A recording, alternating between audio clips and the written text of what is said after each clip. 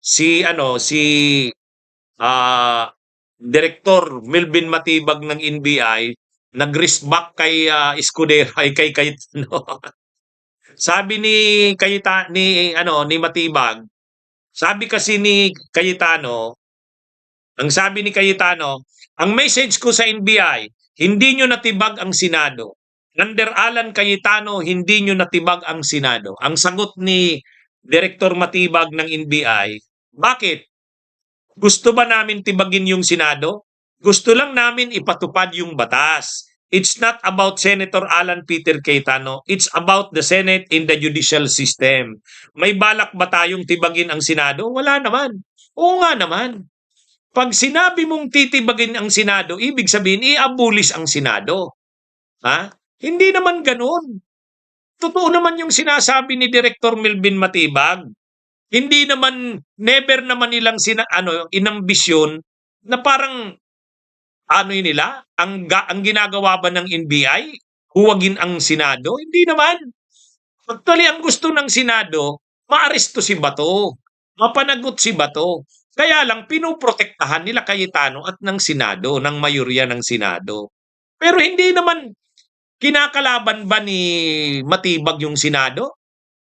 Kaya nga yung sinasabi ni Cayetano na linusob ang Senado, hindi naman totoo eh. Yung mga ebidensya, ang linaw-linaw naman. Wala naman talagang paglusob sa Senado.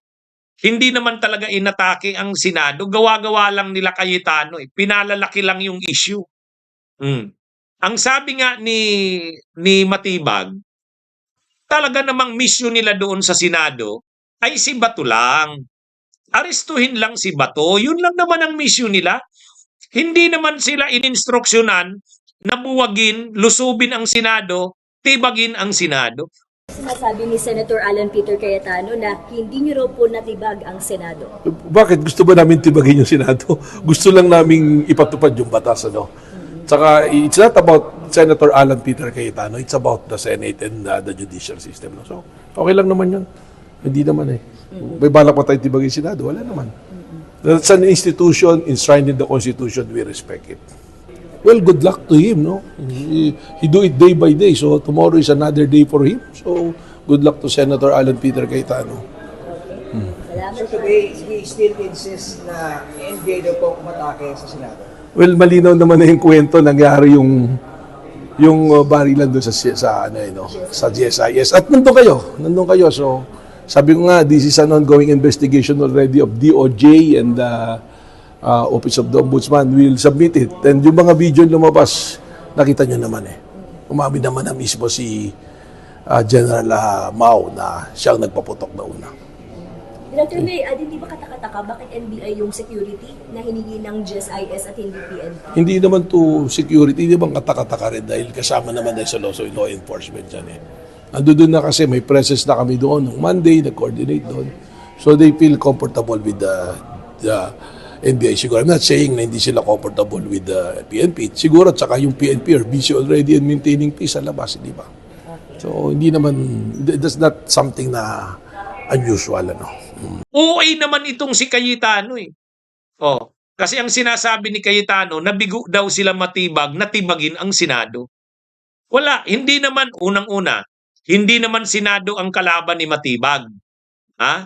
Ang gusto lang ni Matibag, ipatupad yung batas. Nandun sa Senado si Bato de la Rosa, hinihintay nila na lumabas yung desisyon ng Korte Suprema.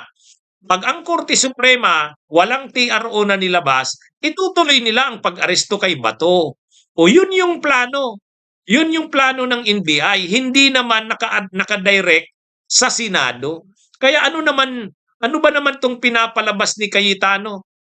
Ang pinapalabas ni Cayetano, ini-exaggerate niya, parang gusto ng administrasyon, ginagamit si Matibag para tibagin ang Senado. Wala naman. Kaya sa totoo lang, itong mahilig mag-exaggerate, eksahirado itong si Cayetano, ina-agitate niya ang tao, ginagalit niya, na para bagang ang NBI, ang purpose ng NBI ay buwagin ang Senado. Wala namang ganun. Kaya tama yung paglilinaw ni Attorney Melvin Matibag. Anong sinasabing buwagin? Ang purpose nila, arestuhin si Bato. Nung una, aarestuhin na sana nila. Papasok pa lang si Bato, aarestuhin na sana nila. Kaya lang sa sobrang takot ni Bato, biglang tumakas, biglang tumakbo. Tinabig yung dalawang babaeng nagsiserve sa kanya ng ay nag-aano sa kanya, aaresto sana. O, katapos nagtago na si Bato sa Senado, nagpakampi na. Binigyan naman nila Cayetano ng protective custody. O, ang sabi naman ni Director Matibag, okay, pansamantala, dyan muna sa inyo yan, kung talagang puprotektahan niyo yan, pero pag dumating yung tamang panahon, aarestuhin din namin yan. So ang hinihintay lang naman ng NBI kapag nag-decide ang Korte Suprema. Ang problema, nung May 13 na hapon, lumabas ang desisyon ng Korte Suprema. Walang TRO na binigay kay Bato. Doon natakot si Bato. Doon natakot si Bato kasi walang TRO na lumabas eh. Walang TRO.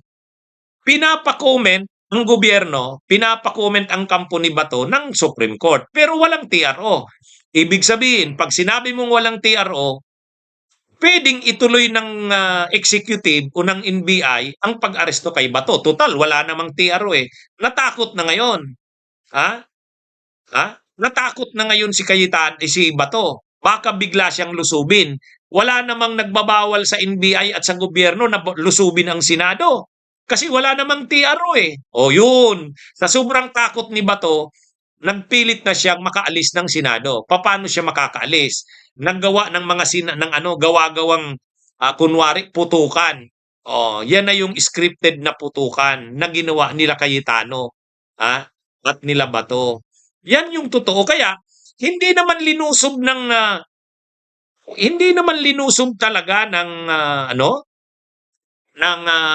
NBI ang Senado. Wala namang ganun. Kaya yung sinasabi ni Cayetano na nabigo daw na tibagin, kaya kahit si Matibag nagre-react. Sabi ni Atty. Melvin Matibag, ano namang nabigo na tibagin? Wala namang ganun Yan yung mga kabunyog. So, pinapaliwanag ni Atty. Melvin Matibag na ang purpose nila sa Senado, arestuhin si Bato. Pero nung gabi na yon, hindi naman nila aarestuhin si Bato. Gawa-gawa lang nila Cayetano yung putukan. Sa susunod sanang mga araw, pinagpaplanuhan nila. Kaya yan mga kabunyog, mga kababayan. Yan yung totoong nangyari dyan. Ay ngayon, mayabang si Cayetano, hindi daw natibag ang Senado. Wala namang ganun. Siya lang naman ang nagkikreate ng ganung naratibo natitibagin ang Senado Di ba, mga kabunyog, mga kababayan?